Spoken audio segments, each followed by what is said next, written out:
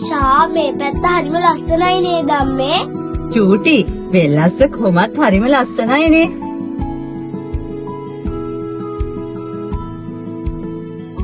අක්කේ මොකක්ද අර පිළිමේ? අයියෝ නංගි, ඔයා ඒකවත් දන්නේ නැද්ද?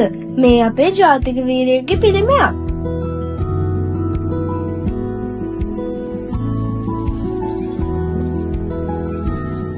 තාත්තේ පොඩ්ඩක් ඉස්සරහින් කාර් එක නතර කරන්නකෝ.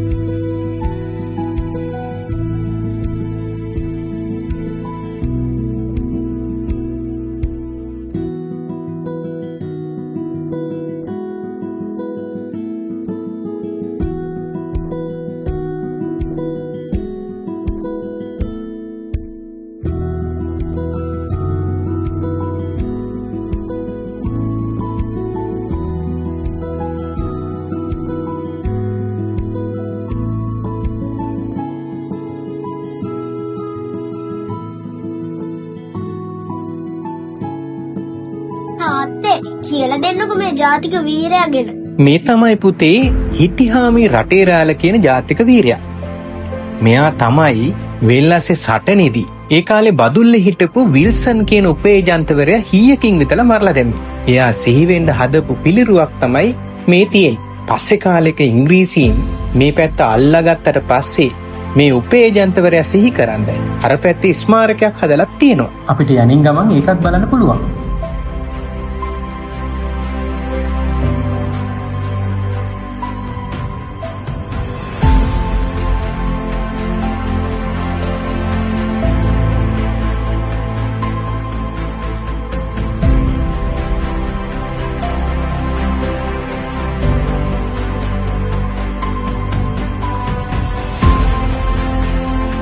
ෂා ලොකු වෙල්ලායක්. ඒකනේ නැතුව මෙහෙට වෙල්ලස්ස කියන්නේ.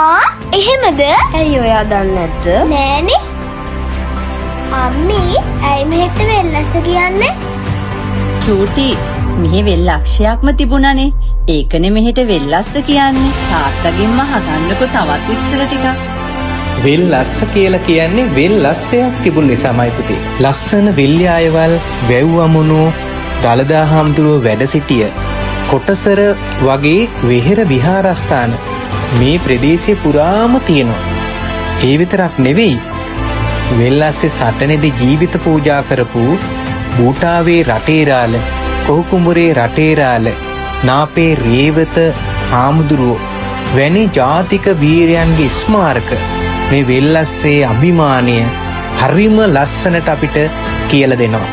ඔයාලත් ඉස්කෝලේ ගිහිල්ලා ඔයාලගේ යාළුවන්ට කියන්න අම්මලා තාත්තලා වැඩිහිටියෝ ගුරුවරුත් එක්ක මේ ප්‍රදේශය බලන්න එන්න කියලා. මේ තමයි අපේ අතීත ශ්‍රී විභූතිය පෙන්නන ඒ එඩිතර වීරයන්ගේ ලෙයින් තෙත්තුණු ඔවුන් තවමත් හුස්ම ගන්න මේ ශ්‍රී ලංකාවේ අභිමානවත් මහ පොළොව.